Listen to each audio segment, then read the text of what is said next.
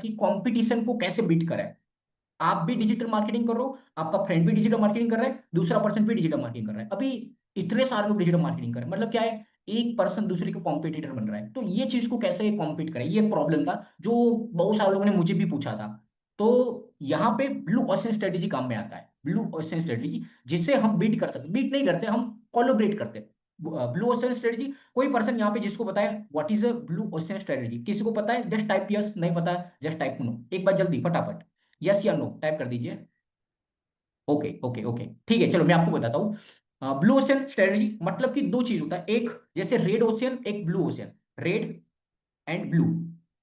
Red ocean मतलब कि अगर समझो आप कोई भी निश्चय हो, कोई भी बिजनेस कर रहे हो, उस केस में अगर आप वो जनरल टर्म पे जाते हो, या तो जो आपका बेसिक जैसे डिजिटल मार्केटिंग, आप डिजिटल मार्केटिंग करते हो, या तो आप जैसे कोई भी एक सर्विस देते हो, अगर वो जेनरिक सर्विस है, जैसे कि डिजिटल मार्केटिंग क्या है, वो ब्रॉड सर्विस बहुत बड़ा है।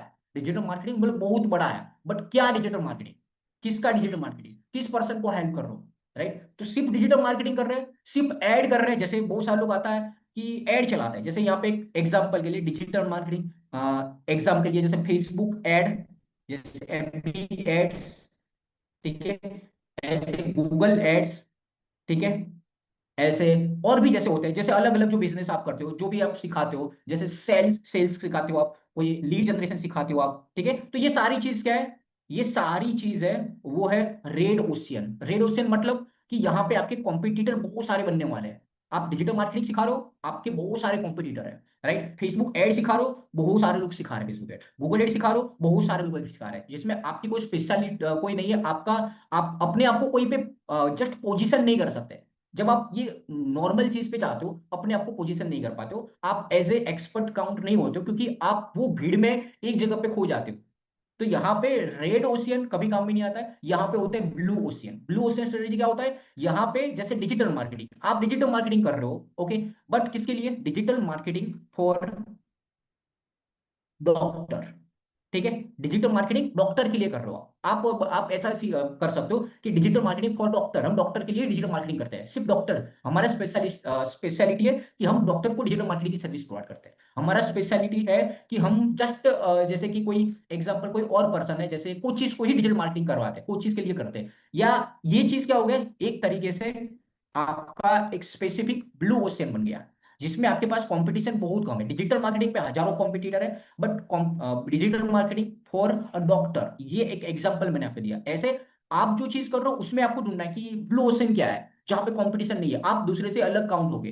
तो यहाँ पे ये ब्लू ओशन स्ट्रेटजी, जिसमें आप अपने आप को कुछ अलग करोगे, एंड यहाँ पे आपके पास कंपटीशन डिफरेंट है, यहाँ पे कंपटीशन नहीं है, राइट? यहाँ पे बहुत कंपटीशन। एक और तरीके से क्या कर सकते हैं, अगर समझो यहाँ पे आपका थोड़ा मार्केट नेरो हो जाएगा, 100% मार्केट नेरो होगा, बट यहाँ पे आपके पास अपॉर्चुनिटी बहुत सारी है, आपके पास कंपटीशन जीरो है, जीरो कंपटीशन, क्योंकि आपको ऐसा कोई पर्सन मिलेगा ही नहीं, या तो बहुत ही कम होगा, बहुत ही कम लोग इसके ऊपर काम करते हैं, ज्यादा ज्यादा वो डायरेक्टली डिजिटल मार्केटिंग बहुत सारे मिल जाएंगे, बट सिर्फ डॉक्टर के लिए डिजिटल मार्केटिंग करने वाले कम हो गए, राइट? सिर्फ जैसे कोई सर्विस के लिए, कोई पर्टिकुलर सर्विस के लिए डिजिटल मार्केटिंग करने वाले कम हो गए, सिर्फ टीचर्स के लिए डिजिटल मार्केटिंग करने वाले कम हो गए, राइट? सिर्फ कुछ चीज के लिए आपको कम मिलेंगे। ऐसे जब आप स्पेसिफिक निश पे जाओगे, एंड उसको हम ब्लू क्वेश्चन बोलते हैं कि यहाँ पे कंपटीशन नहीं है, बट अपॉर्चुनिटी बहुत सारी है।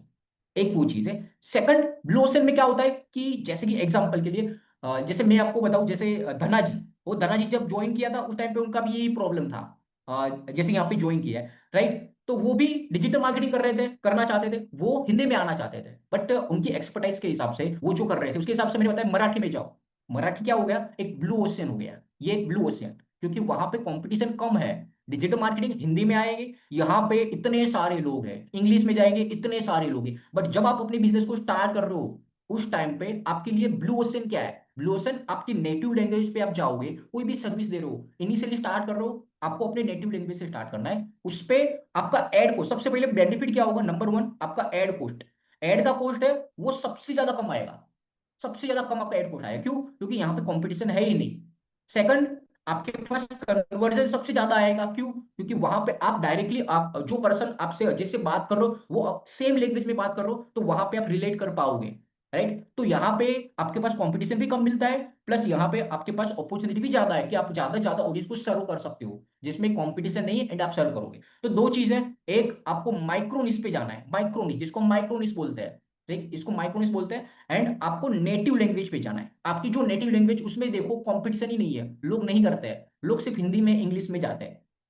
तो एक सबसे बड़ी अपॉर्चुनिटी है, जो जो पर्सन ने क्रैक नहीं किया हुआ है मार्केट, उस मार्केट, जो अनक्रैक्ड मार्केट, जो जिस मार्केट को अभी जस्ट लोगों ने टच ही नहीं किया है, वो बहुत बड़ा मार्केट है। और उस मार्केट में आपके लिए सबसे बड़ी अपॉर्चुनिटी होती है कि आप वहां पे जाके, आप वहां पे उसको क्रैक करो, एंड वहां से initially with in 1 year 2 year आपके पास चांस है कि आप अकेले वहां पे मास्टर हो, आप एक तरीके से एज ए मास्टर वहां पे काउंट होगे, एंड वहां से आप ज्यादा ज्यादा ऑडियंस को कवर कर लोगे। बट आपका देख के दूसरा भी आने वाला है, तीसरा भी आएगा, चौथा भी आएगा, बट जब आएंगे तब तक आप उस लेवल तक पहुंच जाओगे, आपके कंपटीशन से कोई प्रॉब्लम नहीं होगा।